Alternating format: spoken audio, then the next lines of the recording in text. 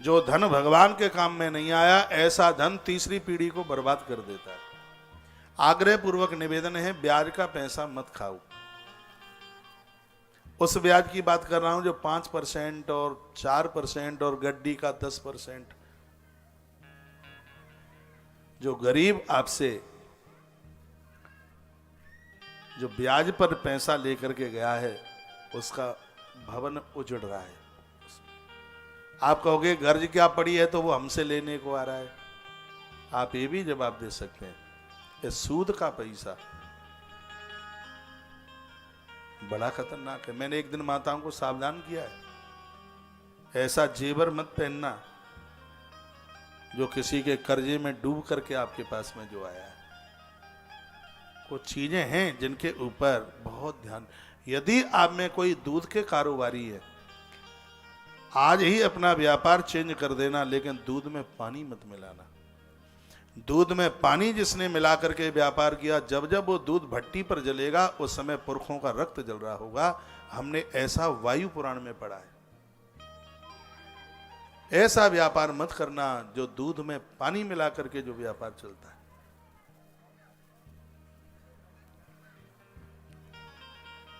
ये भगवान के काम में नहीं आई। ये संपदा, ये मणि सत्राजित को जब पता लगा कि मेरा भाई आया नहीं, तो उसने अपनी पत्नी को कहा, मुझे ऐसा लगता है कृष्ण ने मणि मांगी और मैंने उसे दी नहीं, तो उसने मेरे भाई को मरवा दिया। पूरे नगर में कर्फ्यू लग गया, धारा 144 144, सब सुमसाम हो गया सब। भगवान कृष्ण सत्राजित के पास आए, कहा काका हमें तो पता ही ना है, कहा तुमने मेरे भाई प्रसेन को मरवाया। झूठा केस कृष्ण के ऊपर। कन्हैया ने पूरे द्वारका के लोगों को साथ में लिया और खोज के लिए चल पड़े। प्रसेन की डेड बॉडी मिल गई। झूठी गवाही देने वाले तैयार हो गए थे। भगवान समझाते हैं, कोई माना नहीं। आगे चले तो मरा हुआ सिंह मिला, और पाम पकड़ते पकड़ते आगे गए तो एक गुफा के दरवाजे तक कृष्ण पहुंचे। मत और इन लोगों को, द्वारका के लोगों को कहा कि तुम यहीं खड़े रहो और मैं अंदर जाकर के देखता हूं। लोगों ने कहा कि 420 कृष्ण तुम्हारी है, तुम्हें पता ना होता तो यहां तक तुम हमें लेके कैसे आते। संसार ऐसा है, बिना दोष लगाए ईश्वर को भी बख्शता कहां है। भगवान ने कहा तुम जो कहो सो ठीक है। और प्रभु ज्यों ही अंदर चले, रीछ की बेटी, भागवत में तो रीछ का बेटा और जगह कन्या का वर्णन है, वो उछाल उछाल करके खेल रही थी। चिल्लाई पिताजी कोई आ गया, तो अंदर से रीछ आया और भगवान कृष्ण के साथ 27 दिन 27 रात्रि तक घोर युद्ध हुआ। परमात्मा ने इसकी पीठ के ऊपर बड़ी जोर से मुष्टकों का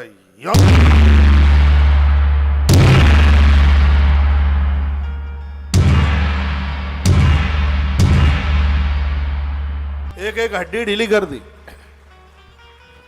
रीछ ने कहा कौन हो तुम, बड़ी जोर से मारते हो, हाथ छोटे छोटे हैं लेकिन हथौड़े से ज्यादा प्रहार करते हैं। भगवान बोले हमें पहचाना नहीं। रीछ ने कहा नहीं तो। भगवान बोले जो हमें नहीं पहचानते हैं उन्हीं में तो हमारी मार पड़ती है। प्रकृति उन्हीं को दबोचती है। कृष्ण धर्म है जो धर्म को नहीं पहचानते।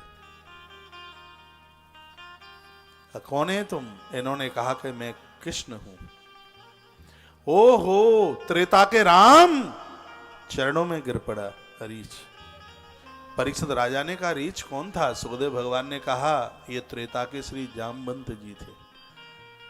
जामवंत रो पड़े, कहा प्रभु बहुत मारा है, क्या बात है? कृष्ण बोले रावण का उद्धार करके आया तो ताल ठोक के तुम खड़े हो गए थे सामने युद्ध के लिए। स्वामी सेवक के साथ में युद्ध हो, बाप बेटे में युद्ध हो, गुरु चेले में युद्ध हो, तो ये तो ठीक नहीं था। तुम कह रहे थे नहीं रावण तुमने मार डाला, मेरी बाजुओं की खुजली नहीं मिटी, सो तुम ही हमसे युद्ध कर लो। तो हमने तुम्हें न्योता दे दिया था कि हम द्वापर में कृष्ण बन करके आएंगे तब खुजली मिटाएंगे। तो अब यहां हम तुम्हारे लिए आए हैं और तो युद्ध नहीं चाहिए। जामवंत ने सरकार के चरण पकड़ लिए, कहा भगवान बहुत दुखता है, युद्ध नहीं तो वरदान मांगो। का वरदान भी नहीं चाहूंगा, कृपा कर दो, मेरे पास मेरी एक बेटी है, इसका पाड़े ग्रहण स्वीकार कर लो, इसको स्वीकार कर लो, मेरी बेटी जामवंती। और उसी समय जामवंत जी ने अपनी कन्या जामवंती भगवान को सौंप दी।